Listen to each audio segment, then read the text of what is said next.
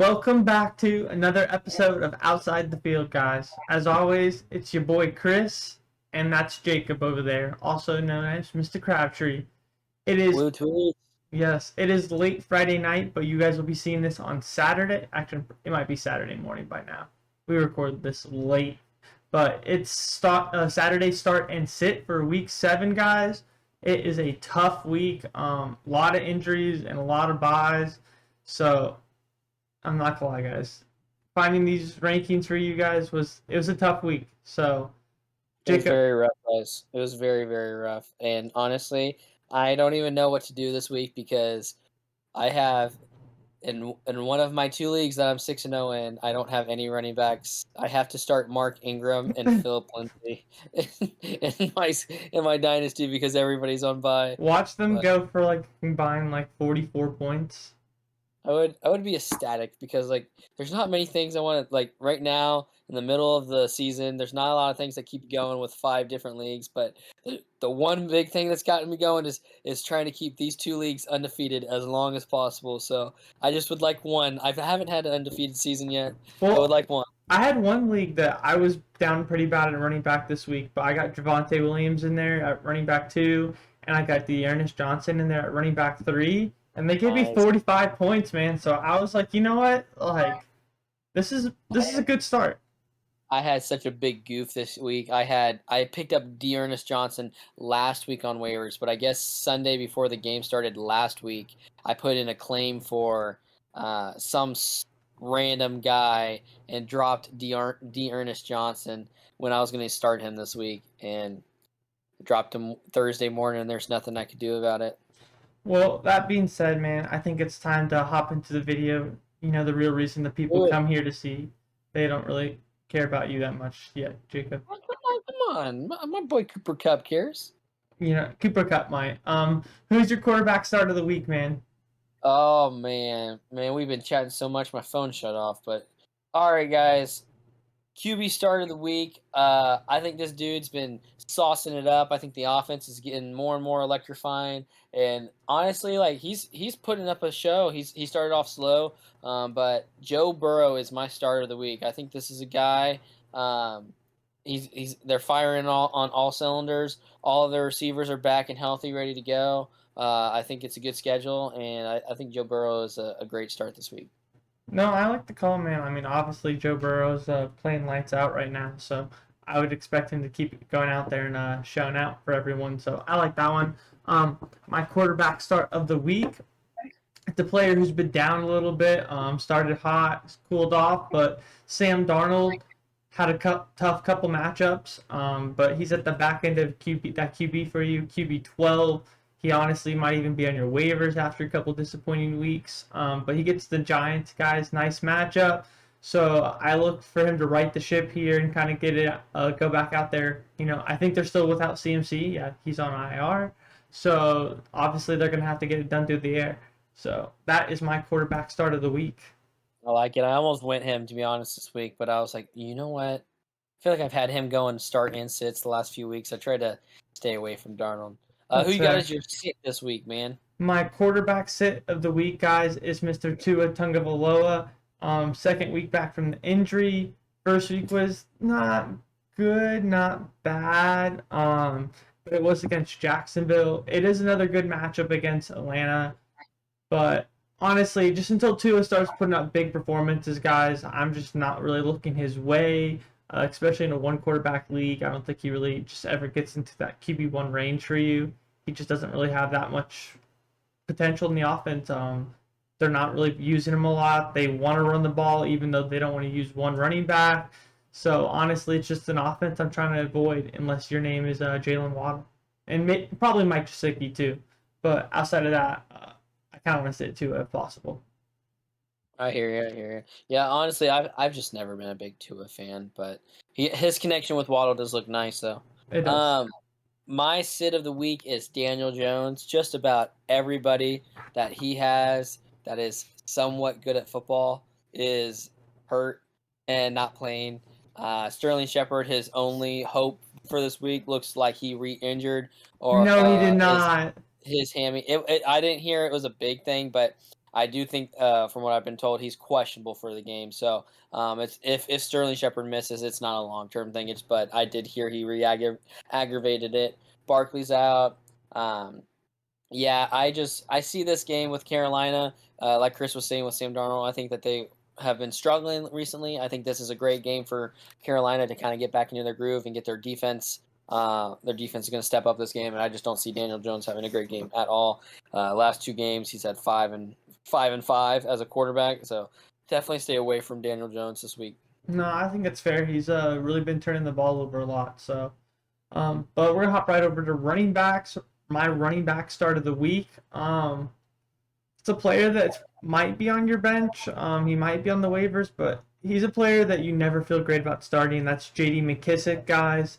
But right now, Antonio Gibson is hurt. It looks like he's still going to play, but because of the calf or the shin, sorry, it's just something that's really going to like limit his workload, and they're obviously going to get J.D. McKissic more involved. He got a season high 10 targets last week. He could get some more rushing upside now, and it's a good matchup against Green Bay, so I think he has a good chance to go out there and have a solid week and give you a nice floor.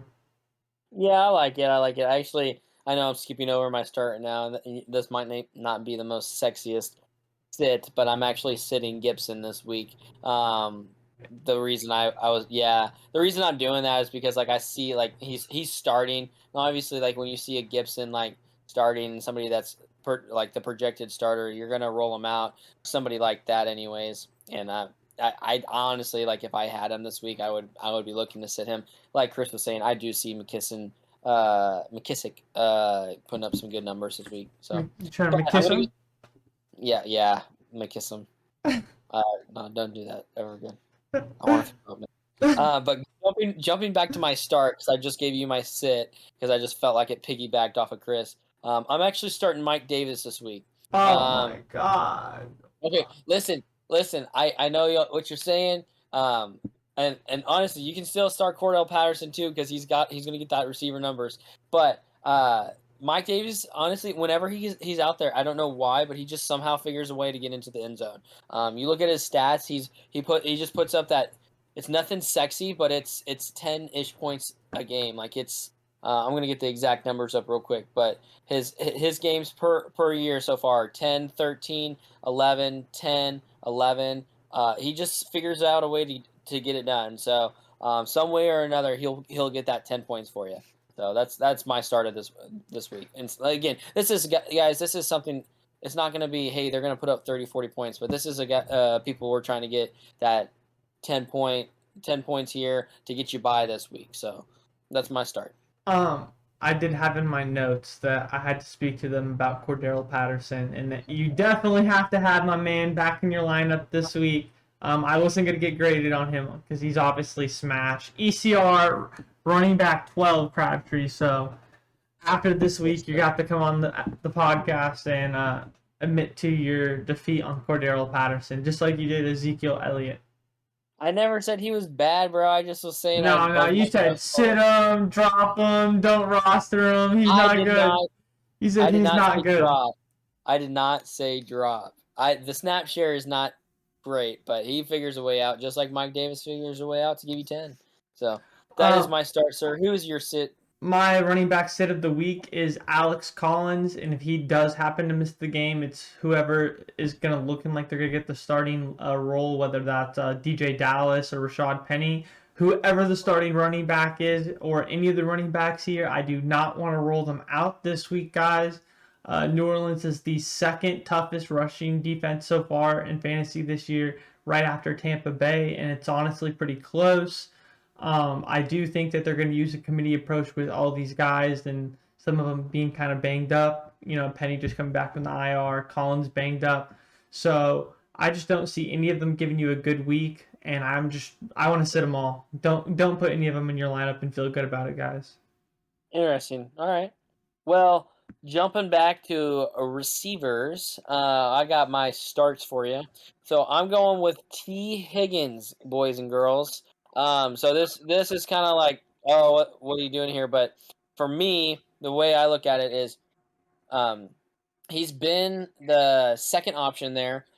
Just came back from injury, and he hasn't been putting up anywhere near the numbers he did last year. I think that with Tyler Boyd having back-to-back receiver or 1,000-yard receiving seasons, there could be question of, hey, who really is the third option there? I think T. Higgins is going to have a great game. I have Joe Burrow as obviously my start this week. I think T. Higgins is going to be a great reason of that. I think he's going to have a great game, and I'm starting. If you have to choose him as a flex, I'm definitely picking him this week.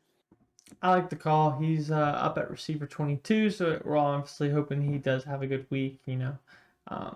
My receiver start of the week is Hunter Renfrow, receiver 35 on the week versus Philly. Philly honestly has done a pretty decent job against the pass as of the past couple weeks, but Renfrow outside of last week has been really consistent so far this year. He hasn't been a sexy play, kind of like the Mike Davis. He just finds a way to go out there and get you 5 catches and 64 yards, and that's 11 points. And points are points right now, especially in this specific week. So I'm gonna get Hunter Renfrow in my lineup. They're calling this, like, from what I've heard, the worst bye week of all time. No, for dude, fantasy it really is. Like, it really is. Yeah, I don't know, man. It's as good as it can get right now. So with everybody out, so this is where the true GMs come out and come to play. So I like it though. Yeah, I agree. Yeah. So we'll see who's smiling on the other side. Who you got? You know what? Who you got as your sit this week, Chris? I got 2 sits to bring today. I know, Crowder. You pick one, sir. No, because these are both important. They are receiver 26 and 23 right now in ECR. The first name you pick is the one that you're getting. All right, guys, it's ready. Are you ready? That's it. We got 2. All right, there's 2. Crafty's gonna hate, but it's first pick. It's Corey Davis and Allen Robinson, guys. We are gonna sit on Corey Davis. We're gonna sit them both. Corey Davis is going back up against New England, and we already saw how this plays out. It played out to 2.5 points last time. Zach Wilson just is not going to perform against New England, so we got to sit Corey Davis.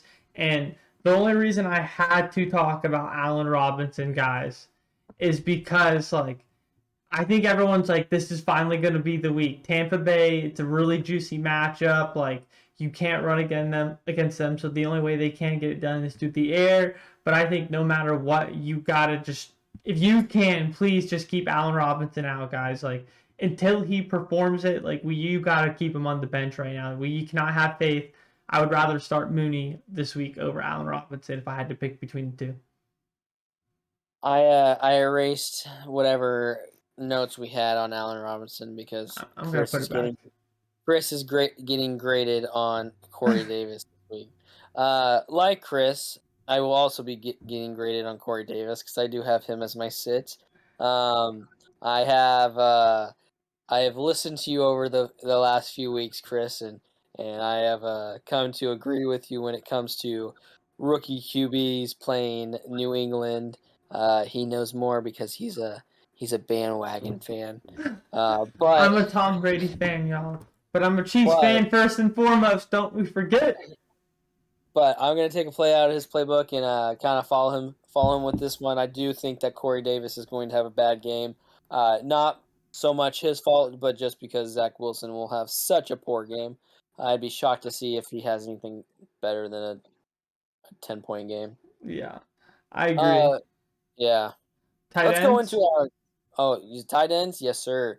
So this is a guy that I think his teammates or former teammate just got traded. He just came off the COVID list, and everyone's like, "Oh man, I don't know, COVID. Like he's probably not 100%, but he is gonna play and he's gonna be ready, man." I think this is a guy pre season. They were talking about tight end 1 numbers, but then obviously Zach Ertz came back and they had to kind of split it. I think Dallas Goddard. I can never pronounce his name correctly. Dallas Goddard. Dallas Goddard.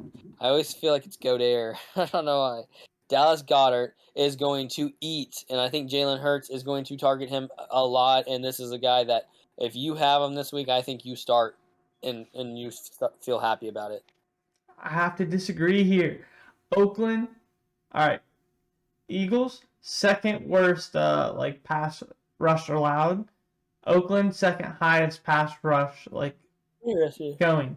So basically, what I'm trying to tell y'all right here is that I'm feeling that they're going to win this game on the ground, not through the air. So I'm just not going to have faith in the Eagles pass catchers. And I just think that we always hype up Dallas Goddard, and he just always lets us down. So don't let Dallas Goddard let you down yet again. And instead, you go out there and start the hero from last week. We hit you with them last week. We're going to come right back. Ricky Seals Jr., guys.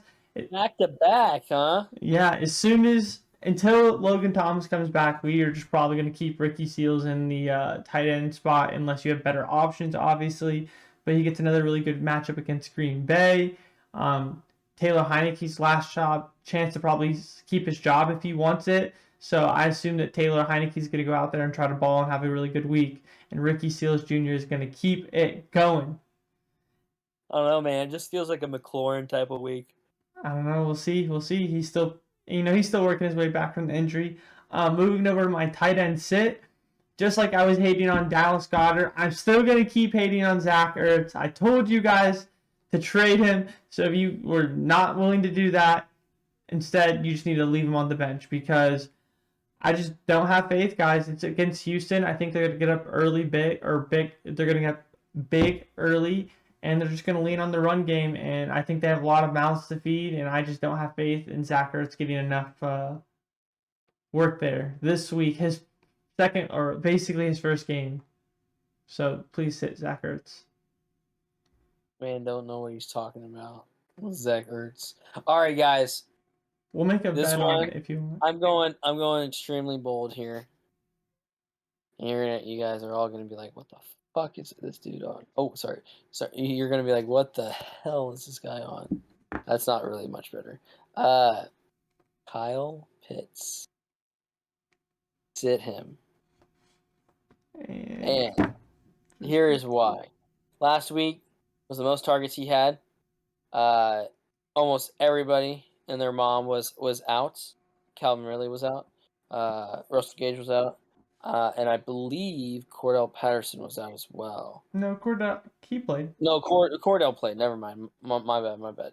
But we come back at it. He's getting the target share, yes, but he's not scoring the touchdowns needed. He's not getting the yardage that he's needed. He plays a tough Miami. Miami's like kind of in the middle of the pack for tight ends defensively. I think they're going to incorporate him more, but coming off of the easiest stretch he has all year and the most he had one game for 36, but after that he was right there at 11, 17, 7, 13. Like, I think this is a game against Miami that they're going to be kind of right there, and it's going to be kind of more balanced instead of just throwing like the Falcons usually are. And with Calvin Ridley back in the game and Russell Gage back in the game, I think that they're going to spread the ball a little bit more, and you're just going to see less targets for Pitts. So do not be surprised if he scores like right at 10 or under. I could definitely see that in his range of outcomes this week. I think it's very possible. I mean, even just like he has looked really good, but it still is a rookie tight end. So I just think that struggles are bound to come along this season. But obviously, you can only really sit him if you have a better option. So it just depends on your roster. But I like the call at the end of the day. But yeah, I think if you had like Mike Gesicki, are you? Oh yeah, no, yeah. I'm definitely gonna sit Kyle Pitts right now for Mike Gesicki. Oh really? Okay. Especially in this matchup. I want to throw a few more at you real quick. Hold on, because I want to see what you Dallas Goddard versus Kyle Pitts would be interesting. I would probably just lean Pitts like very slightly, but I think that's like pretty close. What about Hunter Henry, who's been on a tear lately with New England and looking like Mac Jones, like number 2? I'm probably still gonna roll out Pitts there. Really? Do you know what? Okay, let me ask you this. You tell me who, player A and player B. You tell me who's who. Let me scramble this up real quick. Well, you got an on tight end premium. You gotta switch to like I because I'm looking at Kyle Pitts like regular scores. Okay. Hold on. I think I was on premium. No, that's not right. You hit me with a 36, and my man did not score a 36. All right, ready? 11. The last 4 weeks: 11, 15, 22, 11. Or last 4 weeks, you already kind of know who. I think you already know who. After you hitting me with that, peer pressure, I'll go Hunter Henry. 14, 6, 11, 31. Peer pressure, I'll go Kyle Pitts. Kyle Pitts, you're going? No, sorry, Hunter Henry. I'll go Hunter Henry. Peer pressure on the spot. I honestly, I think Hunter. If you have Hunter Henry and Kyle Pitts, I honestly do think it's a coin flip this week.